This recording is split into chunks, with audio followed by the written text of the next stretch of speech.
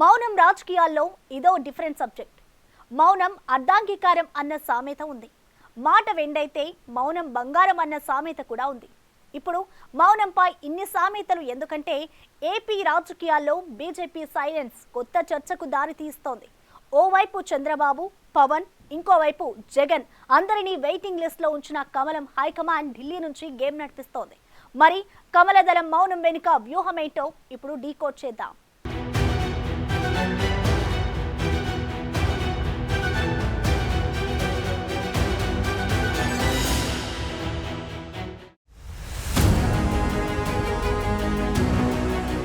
మౌనంగా ఉండడం కూడా ఒక వ్యూహమే.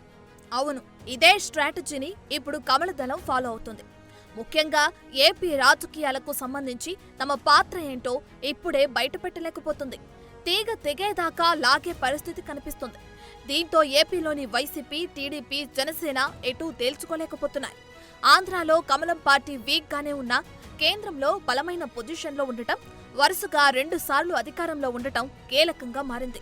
టీడీపీ, జనసేనకు బీజేపీ ఆశీస్సులు ఉండాలని ఇటీవలే తెలుగు జనజెండా సభలో పవన్ మాట్లాడడం కూడా ఇంట్రెస్టింగ్ గా మారింది.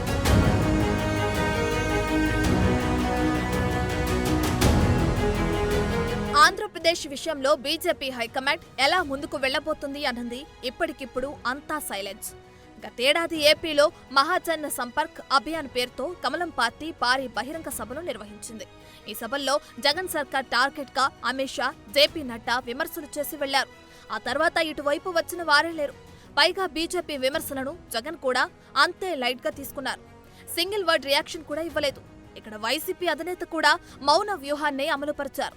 ఏదో ఒకటి మాట్లాడడం కంటే ఏది మాట్లాడకుండా సైలెంట్ గా ఉండడం కూడా ప్రస్తుత రాజకీయాల్లో అన్నిసార్లు కాకపోయినా కొన్నిసార్లు కలిసి వస్తుంది. అది సరిగ్గా బీజేపీ, వైసీపీకి సూట్ అవుతోంది.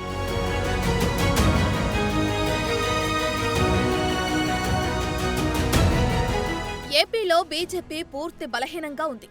అదే సమయంలో వైసీపీ అధికారంలో ఉంది. మరోసారి పవర్లోకి రావాలని టీడీపీ, జనసేన ట్రై చేస్తున్నాయి. ఇది ఏపీ పొలిటికల్ సినారియో. రాజకీయం అంటే మామూలుగా ఉండదు కదా. ఇందులోనే సినిమాలను మించి ట్విస్టులుంటాయి. ఎన్నికలు ఎలాగైతే దగ్గర పడుతుంటాయో అలా రాజకీయం కూడా వేడెక్కుతుంది. ఏపీలో పరిస్థితి బాగాలేకపోయినా కంటికి కనిపించకుండా బీజేపీ గేమ్ నడిపిస్తుందా అన్న చర్చ కూడా ఉంది. పొత్తులపై టీడీపీ, జనసేన చాలా ఉవ్వెళ్లుడుతున్నాయి. కానీ కమలం మాత్రం వెయిట్ అండ్ సీ అంటుంది. నిజానికి గతంలో ఎన్డీఏలో ఉన్న చంద్రబాబు బయటకు రావటం, మళ్లీ మోడీని పొగడటం, అటువైపే చూడటం ఇవన్నీ కీలకంగా మారుతున్నాయి. అయితే అంత సులువుగా గేట్లు తెరిచేందుకు కమలం హైకమాండ్ సిద్ధంగా లేకపోవటం కీలకంగా మారింది. మొన్న మధ్య చంద్రబాబు ఢిల్లీ వెళ్లి వచ్చారు. బీజేపీ పెద్దలతో భేటీలు జరిపారు. కానీ ఏం చర్చించారు? ఇన్సైడ్ ఏం జరిగింది? ఇలాంటివేమీ బయటకు రాలేదు. వ్యవహారం అంతా అనుమానాస్పదంగా ఉందన్న చర్చ పొలిటికల్ సర్కిల్స్ లో నడుస్తుంది.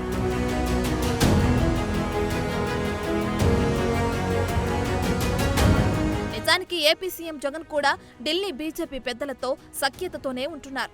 ఎక్కడా ఫైట్ చేయడం లేదు. విమర్శల జోలికి అసలే వెళ్లడం లేదు.